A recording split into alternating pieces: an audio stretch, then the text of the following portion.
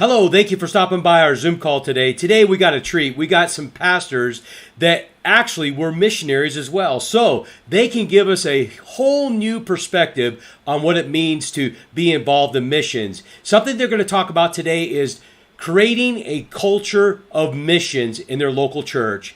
Stay tuned.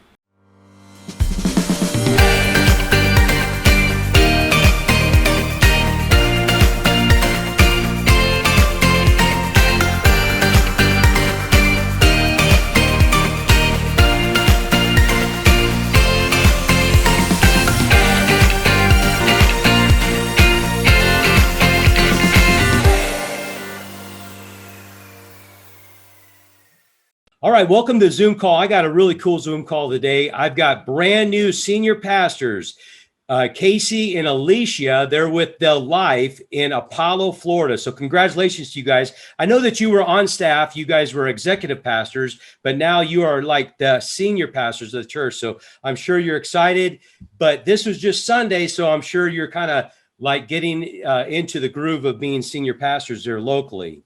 Congratulations. Yeah. Thank you so much. You. And like you said before we started, you said, what day is this? So I'm sure you're dealing with everything from right to left, north to south, to east and west. So, but anyway, it's an honor that you guys would jump on the Zoom call with us. And, you know, the reason why I wanted you guys to come on is because obviously you guys were missionaries before. So you've been on this other side. So why not have previous missionaries be on this Zoom call because I think you could share a heart from both directions to give an insight, because really the whole goal is we're trying to promote global missions. We're trying to encourage people to become part of global missions, because isn't that the Great Commission? I mean, really, isn't that not the Great Commission? So, Jesus said, the utter ends of the earth, not just like down the local street, but the other ends of the earth. And then really our goal is to encourage other people to be part of that. So, and I think you guys are perfect examples, and the reason why we want to hear what you have to say today. So, awesome. Well, thanks for having me. If you don't mind, just briefly share, with us of who you guys are and, your ministry and a little bit of what you guys did in Honduras. Sure. Well, we've been in ministry for many years, and everything from volunteering at the church to on staff, executive. I served as executive pastor at the church we're at now, and then previous church before, as well as children's pastor. And so we've done a lot of things, but we also spent some time in Honduras, and we moved there in 2013. And one of the areas that we worked with there was a local orphanage called Mama Tara's Mosquito Orphanage. And so we would just partner with them and try to be a support to them as much as possible. But a lot of that just was, we knew that back in 2013, probably 2012, God really started stirring in our hearts out of a couple of local or short-term trips to Honduras, that this was an opportunity for us to go and become full-time missionaries. And so we moved down there after selling everything and making preparations. And we were down there for nearly a year, come back on furlough. And God just really called us back to the States to go on staff at the church. And so, it was an interesting, because when we moved down there, we thought that this is where we'd be. We thought that the missionary thing, the full-time missions, that was where God had us. But it has really given us a unique perspective from both sides of being on staff at the church as a pastor, but also working in full-time missions. Yeah. And did you want to share something, Alicia? I didn't know if you were going to say something, but I think you pretty much covered it. Okay. That's the long version. But now I jokingly with you guys, because, you guys like literally took utter the ends of the earth, literally. I mean, because where you were at in Honduras, it's Puerto Lempira, right? Did I say that correctly? Puerto Lempira? Yeah, that's like in the Mesquite area. And I know missionaries that do mission work there. And you're not driving a car there. You're literally either taking a boat or you're flying a plane there. And the normal path is, I think, don't they connect in Trujillo or something like that? And then they start boating like the river system and then things like that.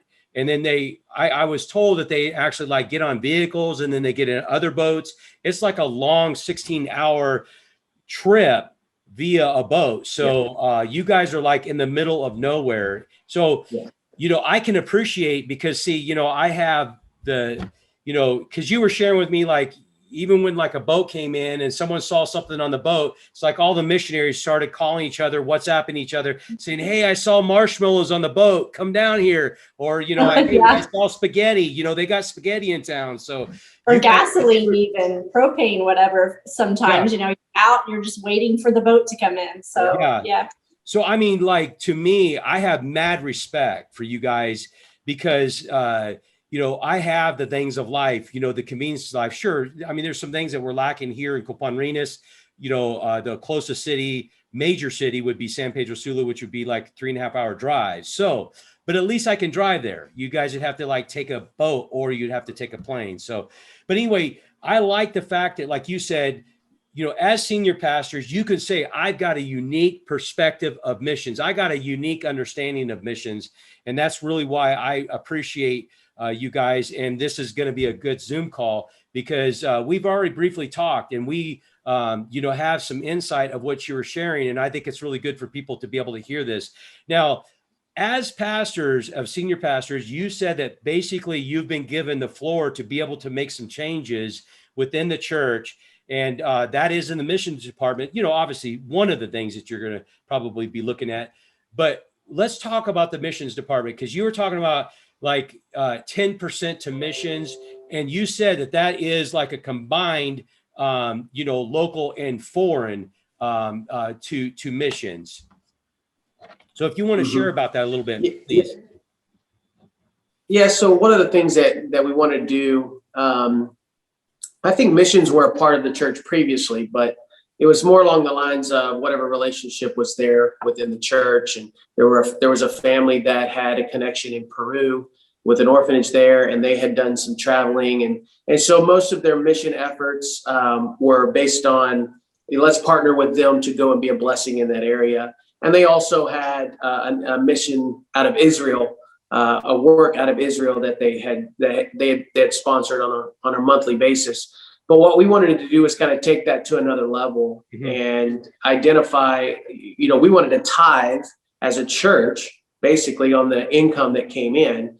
And so the idea is that we take 10% of everything that comes in and we push it right back out to the mission field. But that would include both local ministries as well as foreign missions as well. And so we think that that's going to really be able to kind of spark within people the focus outside the church, not as much inside the church, that we actually have a plan. It's not going to be random. And at times when opportunities arise, we'll have those as well.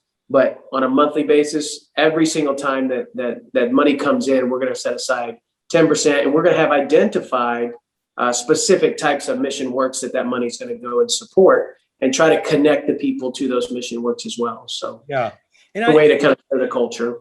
And I think I like what you said about inward and outward. And again, we talked about that as well, is that there's a propensity sometimes, some ministries, it's more of an inward focus. It's kind of like, what are we going to, I don't want to say this in a disparaging way, but it's kind of like, what are we doing to build our kingdom? And I think sometimes, that's an inward mentality. And in the long run, you're going to hinder the growth of your ministry, because people are once people learn to look outside of themselves, they're attracted to other organizations or ministries that look outside themselves, because they want to do something bigger in people's lives and touch and impact people's lives. So, I've seen ministries like that. It was more of a, we're going to build our little kingdom here, but it's just like, it was stagnant. It was just, there's just constant stagnation, and there was never really any growth because there was just no outreach. There was no outflow and showing the people of what true serving is and serving your community. And then, like you said, in missions. Now, one thing that you said that I like how you coined this, the culture of missions. Share about that. What does culture of missions mean to you? Well, I think first of all, culture is one of those things that it's hard to break and hard to establish. And so the reason I use the word culture is because I want it to be a part of who we are. When you think about, living in a different culture, there's a lot of things that are just, it's who they are. And so while we as Americans may go into a foreign culture and have a certain idea of the way things are happening, maybe that's right or that's wrong, or it's just different. The truth is, it's their culture, so it's just a part of who they are. And so we look at things different based on culture. And one of the guys I follow talks about, when you're trying to accomplish something, culture will eat strategy for breakfast, is what he says. Oh, cool. And so we want to actually establish culture in people, that missions is a part of who we are. It's almost like a core value that we establish, but it becomes more ingrained in, when you think of the Life Church, you think of missions. You know that that's a serious part of who we are. And so it's just developing that, depositing that into people, letting them know that this is an important part of not only just our church, but it's an important part of being a Christian. Having that outward focus is what I think allows churches to grow. Too much inward focus, in my opinion, is what leads to burnout in a lot of churches. So you get a lot of people, they're focused on building that internal kingdom. They're building that church. They're focused internally, and ultimately they just end in burnout. But when there's that outward focus and something's happening and they're becoming a part of something that's bigger than they are, then that's when something inside of them is stirred and they're energized, and they actually feel themselves being a part of the kingdom of God. And so that's really what we're going for. Yeah. Hey, go ahead. I was just going to say, I think it's still going to be a process, because like you said, we're still, new pastors, and not that anything that they weren't doing before was wrong or bad, but it's just ingrained in our hearts so much, being former missionaries, just the mission field in general is just a part of who we are. So it's going to be a slow process. We still have to seek out the correct, missions and things that we would like to include. We still have to cast that vision to our church body, because this is all still new. So it's a building process as of right now. So, but local missions, in different categories. We want to be able to include things like, maybe abused moms or women's ministries, here locally. There's people here locally that do that. Just a range of things, trafficking, all of the things, so we want to have a range, because that includes more people. As they learn how to give towards missions, they may find a calling towards orphanages or abused women, or, all of the food bank, all of the range of opportunities. So it's a building process, but that's definitely what's on our heart. And so that's the vision that we're going to cast for the church. Yeah. I mean, I firmly believe that, as a society, we're taught to be self-centered, selfish, and I just think that's a natural propensity. But, when in my life, I've seen myself get into positions mentally, and then when I start realizing, hey, you're just being inward focused, you're being selfish. And when I start pouring myself into other people's lives, it just seems like the hand of God it gets into whatever situation that got me down. It just seems like it's not even an issue anymore. And once you start seeing yourself, pour yourself into other people's lives and seeing that transformation take place, it actually brings you to another level. So it's really the same thing within the body of Christ.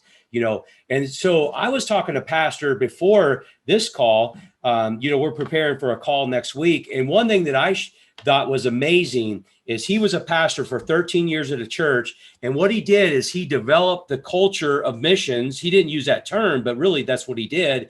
And to this day, he's been retired probably about 6-7 years now. To this day, they still maintain that culture of missions. It's like that is who they are now. They are very mission-minded church. They're very mission-driven. So that's, kind of one thing that he feels like he left that church, behind, when he retired, he left that church with that culture of missions. And today he's proud that he still sees that taking place and moving forward within that body. So, because they're basically still passionate about the mission work that they have started years ago, and they're still moving forward, and they're still standing behind those various mission outreaches that they're doing. So, one thing that you said to me, you said can't turn a blind eye to foreign missions. We're talking about inspiring global missions, bringing people to that understanding. Why am I not doing it? Why should I not do it?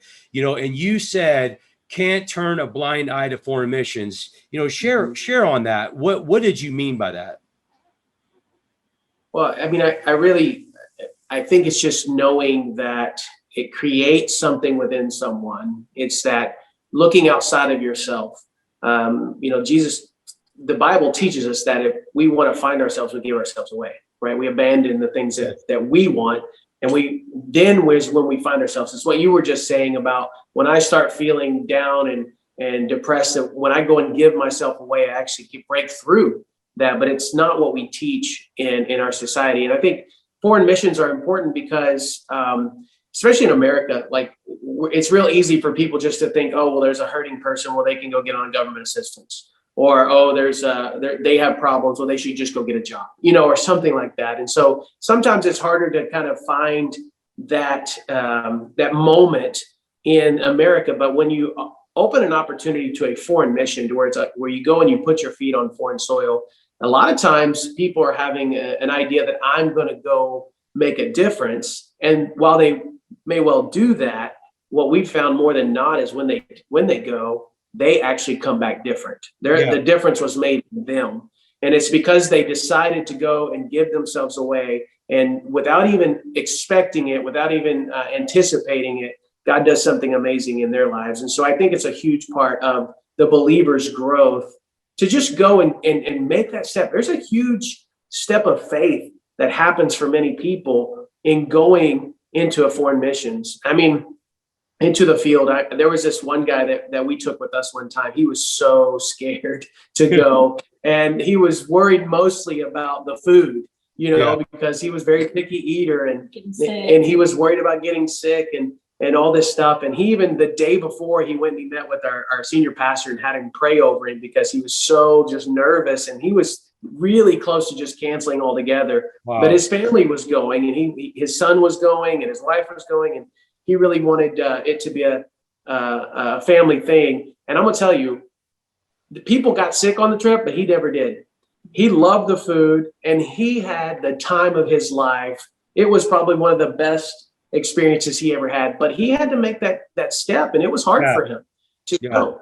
But God does that in us. And I think that's the opportunity that a lot of times foreign missions provides for people, is to make the step of faith financially, make the step of faith, getting over your fears, going into an unknown. So there's so much good that comes out of it. And you're actually making time to go serve. So versus, living life here in America, you just living life all the time. You just forget to go volunteer and serve. Mm-hmm. So actually making a point to go, putting money and time invested into it, to actually take that time for a whole week or whatever it is to go serve.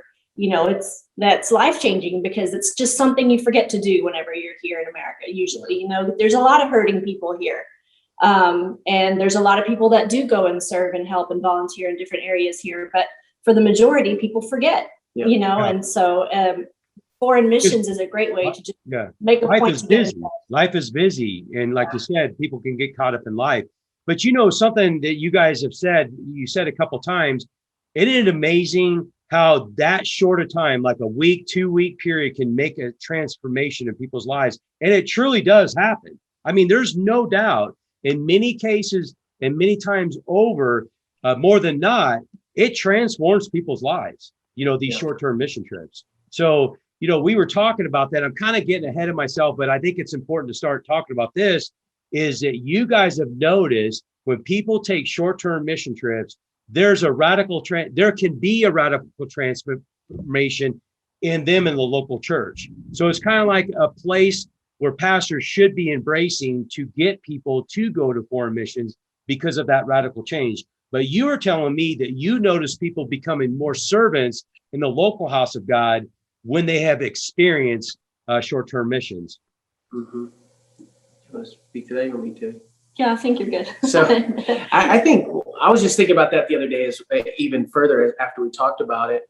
And I think what we saw happen was more of a uniting. So the people that went together on this trip, it created a bond between them. And so now they're going to church already. And now there's a bond that's created between them because they went and they, you know, unique experience. experience, but also you really get to know each other on a mission trip. So there's Yeah. some things that happen, but it creates this bond. And so now they're serving alongside each other on a regular basis at the church. There's also been a sense of pride in their church because their church was a part of sending them. And we know that's important. When you're going to go, it's important to be sent. And so the church being kind of backing them up and making that trip available is a way of sending them and partnering with them to go and experience what God has for them. And it does, it endears them to the church. It creates a tight bond with other attenders at the church. And so when there's opportunity to get involved, they're going to be there because their friends or family, the bond that they have, their mission family is now getting involved as well. So there's so many things that happen, I think, out of that do end up benefiting their time and experience at the local church. Yeah, I know one lady in particular that went on, I think it was our last trip or one before, but she went on the trip. She was just a single woman, and she had a little bit of a rough time on the trip, I think. But afterwards, I've noticed ever since then, because our trip was geared towards an orphan ministry, you know, and the children that surround it. But now she is volunteering like full time in kids ministry. Mm-hmm. So after the trip, you know, so she got involved with children after that. She may not go back on the mission trip because it was difficult for her. Just physically tough. I think it did stir something in her of a want to she serve children. Serves with the children, yeah. So, but also too, I mean, in our conversation, it was a result of a short-term mission trip why you guys became full-time missionaries. Am I correct? Was it? Well, partially. A big part of our story is when God called us back to going full-time at the church, we committed to lead short-term mission trips after that. And so every year we led a short-term mission trip back to the area that we were serving at, that we were living in. And through that, so many people got connected to the orphanage. I want to say that we probably took 50 people back to that area.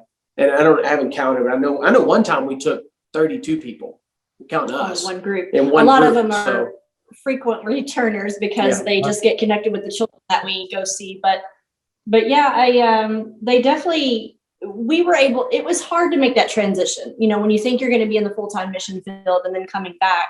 But over time, you know, we can see how just that time that we were there fully connected a whole bunch of other people that otherwise wouldn't have gotten connected. Right. Yeah. So not only did our home church pick them up as a mission when they weren't supporting them before, because they were originally supporting us as missionaries. So then now the orphanage is on a rotation of support at the church. But we were also able to just connect individuals. And so a lot of the children there are now being sponsored through some of the people that we've taken. So they always want to go back and see them. And then we've always got new people coming. And so it's just made a wide range of connections since then, just because we came back. Yeah. So Yeah.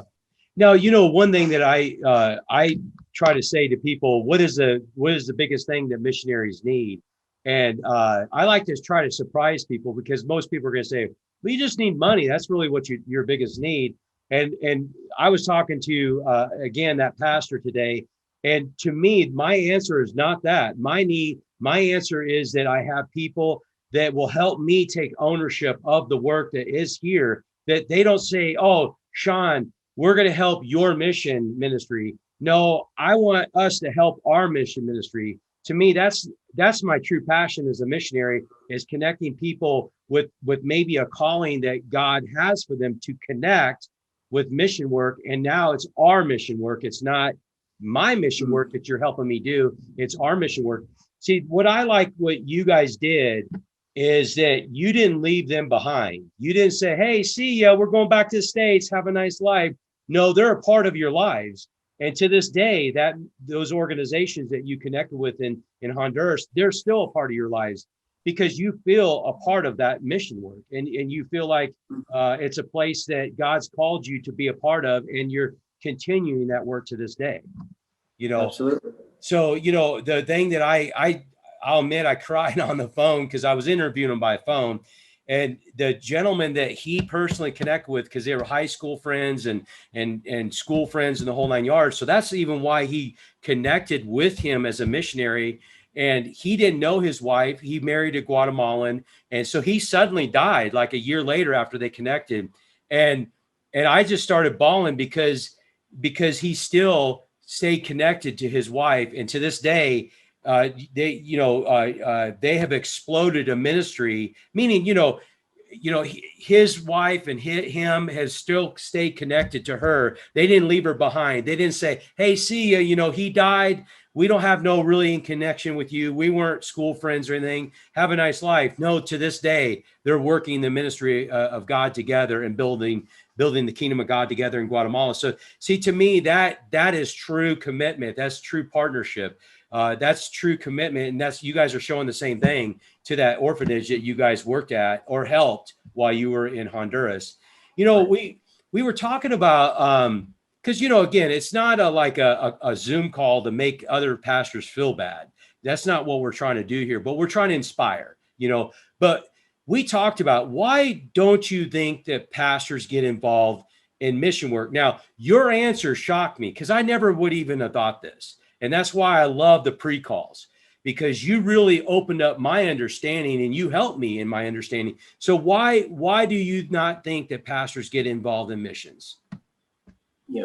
Well, I'll preface with, I've been serving as interim lead pastor since January, before being set in officially as lead pastor, and then was pretty much running the place since October of the previous year, as our other pastor was transitioning out. And the crazy thing that we had talked about is how busy pastors are. Yeah.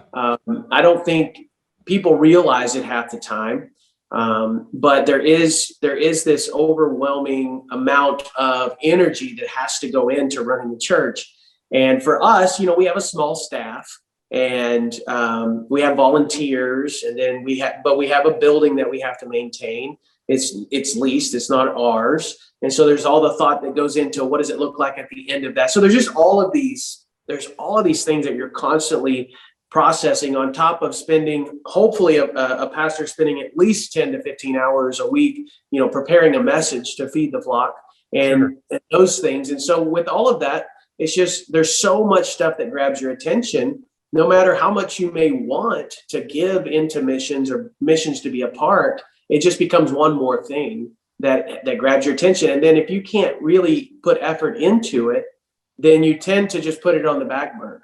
Yeah. And, I know for us, we can talk about specifics from youth ministry to worship to, the challenges with COVID, especially for a local church, and just piling all that on. And anytime someone comes with something new, though I may love it and want to be a part of it, I have to put it somewhere. And if I can't carry it at that moment, I don't have anyone else to champion for it, it goes on the back burner. So just time and mental bandwidth, is probably one of the biggest the challenges that pastors have when it comes to missions. Yeah. Well, yeah, and I think that really leads into if there's someone in your church, if that's something that you have a heart for, if there's someone in your church that has a connection or has a heart for missions, just go and ask them to help you lead it or to present it, because as a lead pastor, there's so much going on. You don't have time to do all the research and stuff. And it also just kind of leads into the fact that lead pastors may not have a personal connection like we do with a mission or an organization or certain organizations in your neighborhood. Like, you don't know all the little things around your neighborhood or ministries around your neighborhood that you could help too. You don't have the hours to sit and research it all the time. Yeah. So what I would say to an individual is, if you have a heart for missions and your church isn't doing enough, just consider taking on that responsibility, and that will really help out your pastor. You could lead that thing. You can put together a missions board or a team that can oversee different missionaries that you would like to help. And that just takes that off of the pastor, because sometimes they just don't know any personal missionaries. They don't know any, especially like, ours, we were a small organization. The first thing, if they're wanting to do missions, sometimes all they know to do is just Google something, and then they'll come up with a big list of all the big organizations. And yeah, they're doing great work, but also, there's something to be said about supporting the smaller. There's thousands of missionaries out there that are just a smaller organization, and you don't necessarily find the ones that you can really connect with unless you have those personal connections. So if people are out there and you know of a missionary, or you have a connection with an organization, I would suggest just really bringing that to your pastor and helping do the legwork. So yeah. And I think that after our conversation, because I asked you personal questions as well, meaning personal for our ministry and so forth. And I think that made so much sense, because I started looking at some of the organizations or churches that support us. And many times over, many of them have, a mission director, or they have an actual mission committee. And then, I jokingly said with you that I kind of took your play out of your playbook, because I was trying to encourage our mission director to be involved in radio here locally in Honduras. And she agreed, and she says, "Oh, yes, we should do this." But then I felt in my heart to take that play out of your playbook and say, "Look, how about if I do this? I'll just run with the torch on this. Just get me the people that you want to be involved, and I'll go ahead and organize." Now it's just fast forwarding, because she has so many things on her plate. She's a youth pastor, mission director. She's involved in the digital media. She's so busy, and so it's kind of like, she may not be the senior pastor, but she's really doing the same thing. She's so busy that she does need people to take that torch. And like I said, and now the ball is just kind of like now just going fast forward now, as far as into my need is saying, I need help with this radio to expand the radio throughout Honduras. Yeah. So anyway, I think that's one of the critical components, like you're saying, as a senior pastor, if you're wanting to get involved in missions, why try to carry that torch when you could delegate that to somebody to be able to carry that? And then obviously they're not going to check out. And I think you guys even said that. It's not that they're going to check out. It's that they can check in and obviously oversee it. They can submit to his or her authority, and basically make sure that it's not going, left when it should be going right. So one thing I was going to say, there's a story of some friends of ours here, really good friends of ours, and it kind of goes along the same lines. January of 2020, they approached me as executive pastor, and they said, "Hey, what's the church doing for the homeless?" And I said, "Well, nothing. We don't have anything for the homeless." And they're like, "Why not?" And I said, "Well, is that something that you're passionate about?" "Well, yeah." I said, "Well, then maybe God's moving you to do something for the homeless." And fast forward, they ran with that. It wasn't something that the church picked up. It wasn't something that the senior pastor began to take on, but they ran with that. And now there's been so much blessings toward that ministry. Just in this last year, they're overwhelmed. They can't even believe it. But it's because they're not only was it me being able to coach them that God is moving you, but an empowering to now go and do it. And that's one of the biggest challenges for senior pastors as well, is can I empower you? Yeah, it was something we were able to easily get behind and support because they're leading it. Yeah. And so we were able to help them, organize their meetings or, different things like that, and gather volunteers and advertise for it, because it's something that we knew that we could support. Yeah. They have their own 501c3 and all this stuff now, huge trailer, and they give supplies. And so it's been a really great thing for them, but we weren't the ones having to organize it all and do it. So it actually outgrew the church, but it goes to speak that, listen, the church has a direction and a calling, and each church, God speaks specifically to the pastor, hopefully of what that church is about. And missions are going to fall in there somewhere. Yeah. But getting the key people on board to run with the thing so that it doesn't just overwhelm everything else that's trying to happen. So I think that is a huge thing for churches, is to partner with someone that can run with it.